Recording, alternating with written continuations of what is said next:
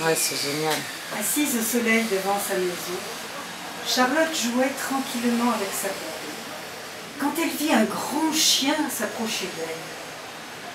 Un chien étrange, au pelage bleu, aux yeux verts brillants comme des pierres précieuses.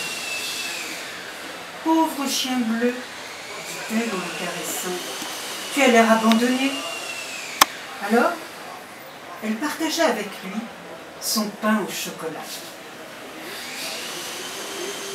Le soir même, dans sa petite chambre, Charlotte entendit un grattement à la fenêtre.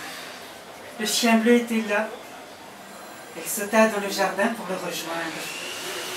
Et Chien Bleu revint tous les soirs. Charlotte bavardait avec lui en le caressant tendrement. Au bout d'un petit moment, il frottait son nez contre sa joue pour lui dire « au revoir » et il se sauvait. Charlotte s'endormait en pensant à lui. Mais un soir, pendant le bain, sa maman lui dit « Je ne veux pas que tu joues avec ce chien, mais on ne sait pas d'où il vient. Il est peut-être méchant ou malade. De toute façon, je ne veux pas de chien à la maison. » « Maman, il n'est pas malade ni méchant, » protesta Charlotte.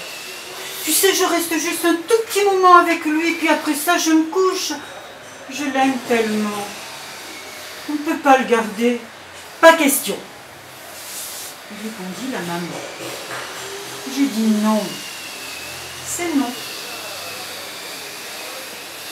Quand Chien Bleu vint à la fenêtre selon son habitude, Charlotte était si triste qu'elle pouvait à peine parler. « Je n'ai plus le droit de te voir, » telle une voix entrecoupée de sanglots. « Maman ne veut pas. » Chien Bleu la regarda longuement, puis il fit demi-tour et disparut dans la nuit.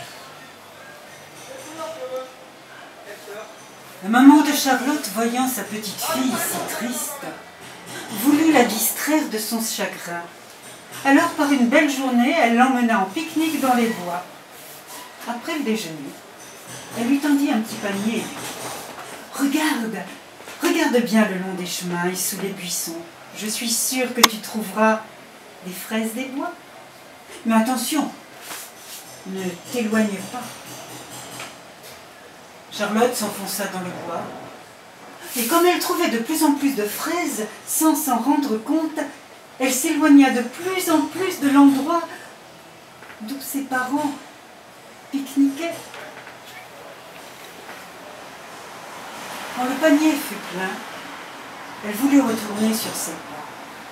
Mais elle se trompa de chemin et alla dans la mauvaise direction. Elle appela de toutes ses forces. Personne ne répondit. Charlotte se rendit compte qu'elle s'était perdue. Elle entendit de drôles de craquements tout près d'elle. Elle se mit à courir, mais les bruits se rapprochèrent, il faisait sombre. Elle ne voyait pas les pierres sur le chemin et buta l'une contre l'une d'elles. Elle tomba de tout son long. Terrifiée, elle vit une immense silhouette se précipiter sur elle.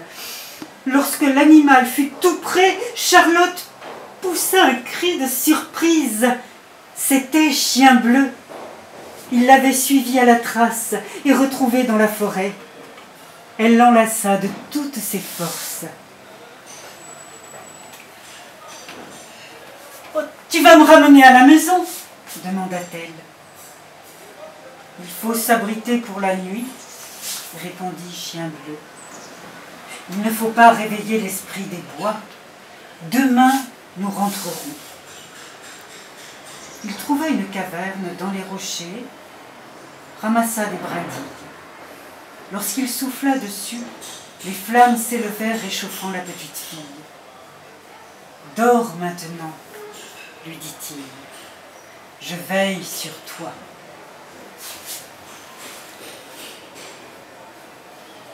Mais au cœur de la forêt profonde, Une odeur inconnue réveilla l'esprit des bois. « Qui est entré dans ma forêt sans permission ?» gronda-t-il.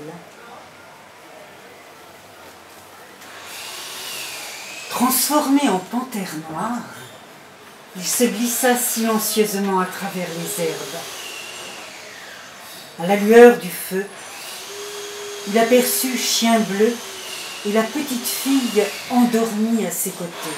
« Ah, j'en ferai bien mon dîner !» se dit-il en avançant dans la lumière. Babine retroussa